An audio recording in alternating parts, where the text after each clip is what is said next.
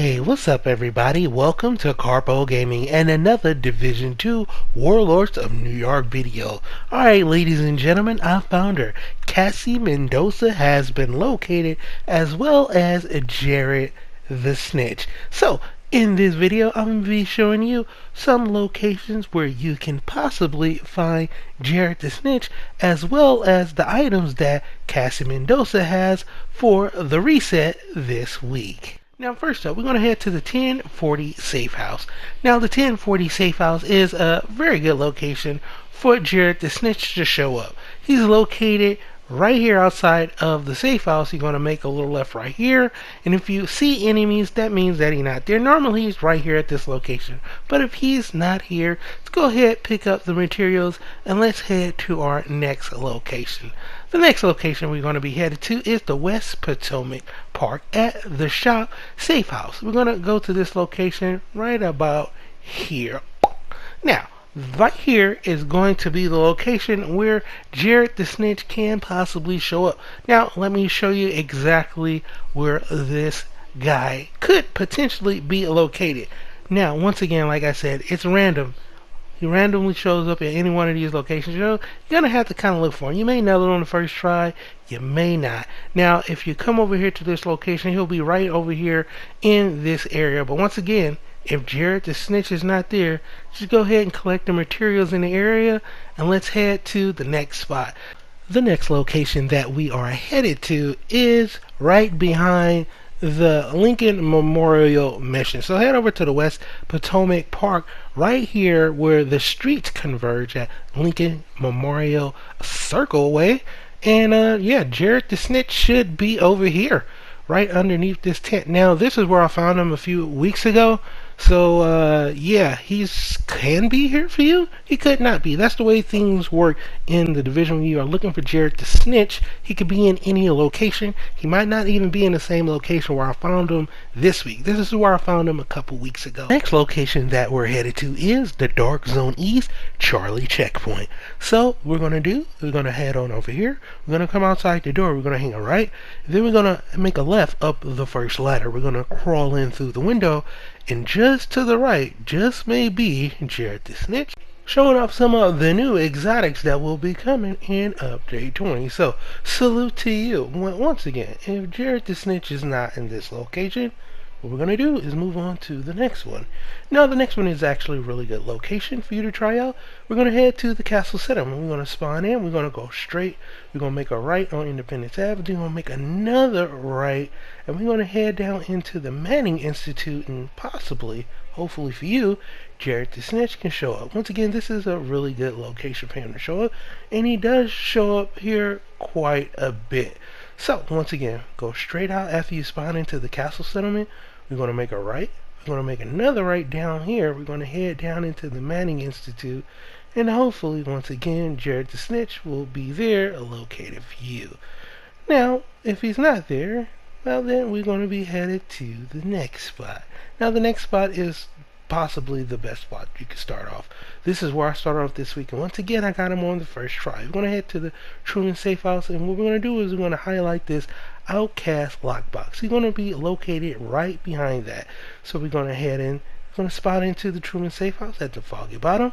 We're going to head to this location. Now is a good time to let you know, if you ever head to any of these spots, you head to all of them, and Jared the Snitch not there, head on to division2maps.com, and there you can search through the filters and filter out some more of Jared's location. These are the locations where he normally will show up, so if you just head to these locations that I'm showing you, he will then be located, and you can find Cassie Mendoza. Now, after we've talked to the Jared, we're going to talk to Cassie Mendoza. She's located right here in the Southwest. So we're going to spawn into the Air and Space Museum, and we're going to make our way over there. She's located right here in this building where you see the D on it and a whole bunch of clothes and stuff hanging out outside. So we need to go downstairs. So once you're in this building, you want to head to the stairs and head on down. Now once you're down here, just open up the door, and we're going to talk and see what Cassie Mendoza has. Take a look at what I've got. Okay, let's see what you got. First off, we have the Designated Hitter. This is a named high-end weapon. It comes with 11% marksman damage, 93% headshot damage, 3.8 on the fire rate, and it comes with perfect reformation. Headshots grant 40% skill repair for 8 seconds. Not a bad sniper at all. Pick it up if you don't have this in your collection. Next up, we have the Punch Drunk. This is a Douglas and Harding mask. Comes with 10.9% weapon damage, 20% maxed out headshot damage, and 16.3 on the repair skills. This is a really good mask, and that extra 20% headshot damage can definitely be built around. So pick this up once again if you don't have it, and have some fun making a build with the DNH mask. Next up, we have the Shield Spiller. Shield Spiller is a returning weapon that you originally got from the Division 2 for beating all of the hunters. This one comes with 10% on the assault rifle, 14.5 on the health, 7 point on the critical hit chance, and comes with Perfect Optimus. Weapon damage is increased by 4% for every 10% ammo missing from the magazine. So next up, we have returning pretty much our classified section. For this section, we have the Aces and 8 backpack. This comes with 8.5 on the weapon damage, 8.6, and we have 15,758 on the health.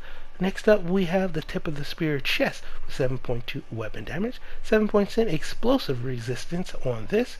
And next up, we have 3 other pieces of the hardwire gear, all coming with 1+ skill tier for the electricity. We have 9.7 on the critical hit for the gloves. For the knee pads, we have 7.7 status effects, and for the holster, we have 6.7 headshot weapon damage. Next up, we have the Negotiated Dilemma's mask. This one comes with 4.6 very low weapon damage and 11.5 critical hit damage, which is almost there to max out, so you kind of can work with this one right here. And for the regular high ends, we have the Infantry MG5, which is actually pretty good. It comes with maxed out LMG damage, 5% damage target out of cover, which is really low, and 8.9 accuracy, and it comes with Ranger amplified weapon damage by 2% for every 5 meters you are away from the target. This one can be worked with a little bit and modded up to be a pretty decent LMG. So if you don't have a decent LMG, you can work with this one. Now, next up, we have the SOCOM M1A. Once again, we have the same theme here. We have very low rifle damage and health damage, but we have maxed out critical hit damage. This one comes with the talent Killer. Killing your enemy with critical hits, grant 40% critical hit damage for 10 seconds. Not a bad talent. This one can also be worked with a little bit to give yourself a pretty decent marksman rifle. Next up, we have the Badger Tough. This is a chest piece.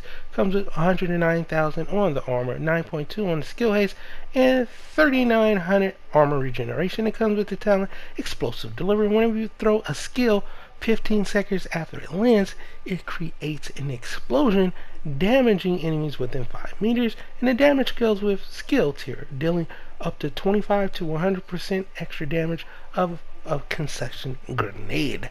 Not a bad talent. It's a lot of fun to play with.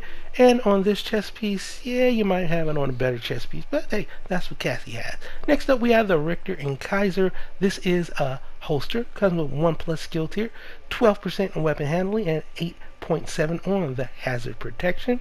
And last but not least, we have the offensive system dexterity that's going to give us 4.5 critical hit chance, and we have terminal ballistics that is going to give us 2 extra bombs for our drone. So there you have it, ladies and gentlemen. These are all of the lovely gear that Cassie Mendoza has, and some possible locations where you can find Jared the Snitch this week, June the 3rd, on the reset of 2020. So once again, as always, if you're new to this channel, hello and welcome. Don't forget to subscribe. But if you really want to help out this channel and the video and help the community grow, you can do so by liking the video if you indeed like the video, and leaving a comment down below. I upload daily videos, so hit me up. Turn on that bell notification and you will see some lovely videos. Once again, thank you everybody for all your love and your support, and as always, I'll be seeing y'all in the next one. Later.